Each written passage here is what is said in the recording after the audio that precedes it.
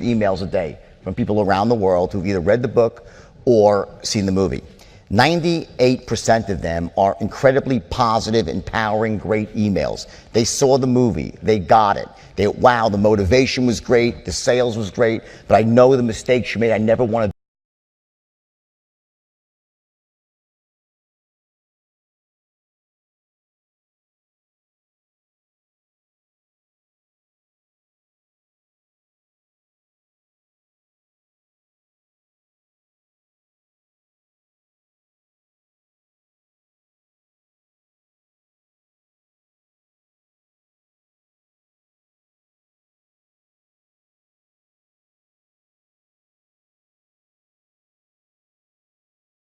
human condition, and it's entertainment. So I think that, to make so much, like, people will go to the movie and that's what's going to cause them to be good or bad. Well, here's the thing. When I looked at Wall Street, I idolized Gordon Gekko, and the biggest problem I have with it is he didn't take the fall. In the movie Wall Street 1, he ended up on top.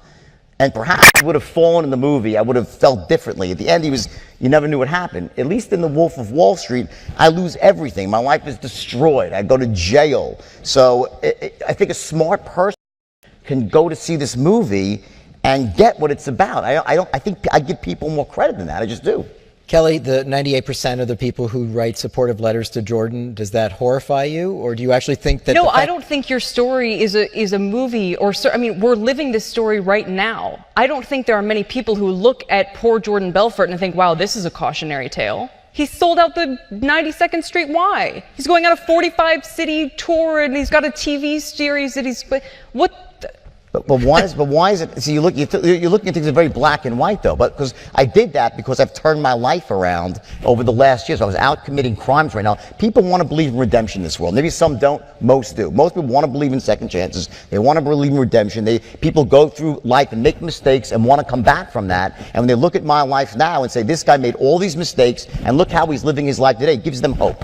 Okay? And if you want to live in a world where there's no hope, and if you make a mistake, you're done, it's game over, then that's a pretty sad world to live in. My belief. You're right, but I think you're right, he's right. But let me just say, I agree, and the reason why people press you on your finances and everything is because there's not a real sense that this is a redemption story. There's a sense that this is a story of, wow, look at this thing I did, the time that I served, but I turned it around now, and now I'm telling you about it, and people don't press me, journalists do.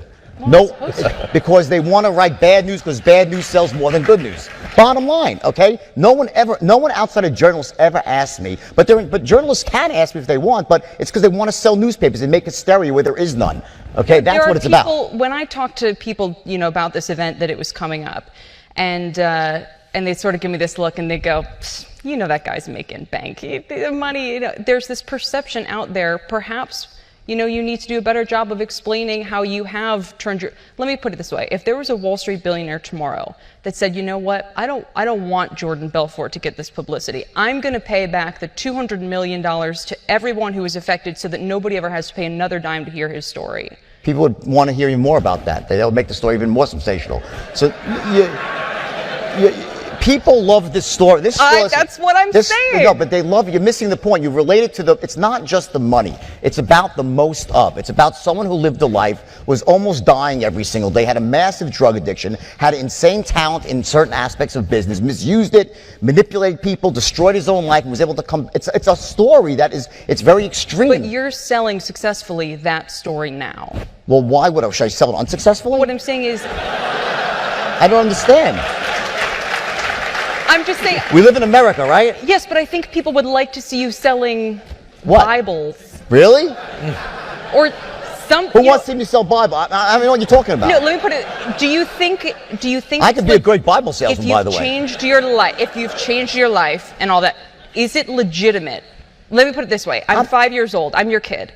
I look at your life and I say, here's what I've learned. I want to be real bad for 30 years so I can sell it real well for the next 30. Really? Is that what you think my story? So let me just tell you one thing. If I would not have gotten in trouble, I'd probably worth $5 billion today. So here's the path to success. Go out, build a Wall Street firm, spiral out of control so you lose all your money, go to jail, so maybe in a 1 in a million chance you could write a book and get a movie made. That's such a long shot. You think that's a You honestly think that's my strategy?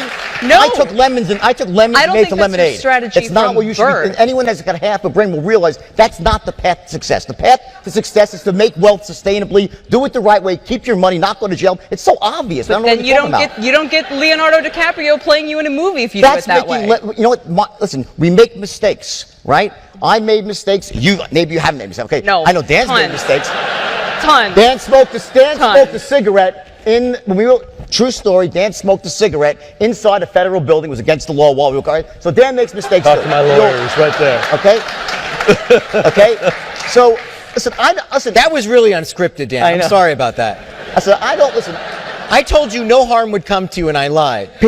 People are, and here's the thing, people are, it's a complex story, and people like this, for whatever reason, it connects with people on the best of and the worst of, okay? If you were really to actually listen to the things I say, if you go to YouTube and the things I teach when I actually go on stage, right? It's about doing things the right way. Selling things to people just to make money because you feel needs. That's what my life represents today. Now, if you want to hang on to mistakes I made 25 years ago, that's your prerogative. But but you do understand Kelly's point, right? In I the don't end, actually. No, at the end. But Kelly's not alone here. There are many people. Well, who okay. feel So what's the that point? In the end, Yeah. that you still profited from this behavior. That you are not living the life of a monk. Why should I live? Okay. I'm just Do you live simply the life of a saying monk? I haven't committed these crimes. So you're saying because I made haven't mistakes, I have to live a life of a monk? Is that I'm the saying society there we're are in? people. What are you talking about? There are people who would wonder, once you've already committed these crimes, one should not profit from them into the future. And that is not an unreasonable view. It may not make sense to you. I can understand why. Number one, I turned over, when I wrote this book, 50% of every dollar went back to investors. Then as soon as I started making any money, I turned over all the profits to investors from the books and the movie. And frankly, there's better ways to make money. Some of you probably are off. It's the worst living in the world to write books and make money. It's hard. It takes a long time. I didn't write the book to profit from a crime. This was an accidental thing. If you think that I sat there and said, I'm going to write this bestseller because this is how I'm going to get rich again, there's a million ways to get rich in this world, and writing is not the path to the top.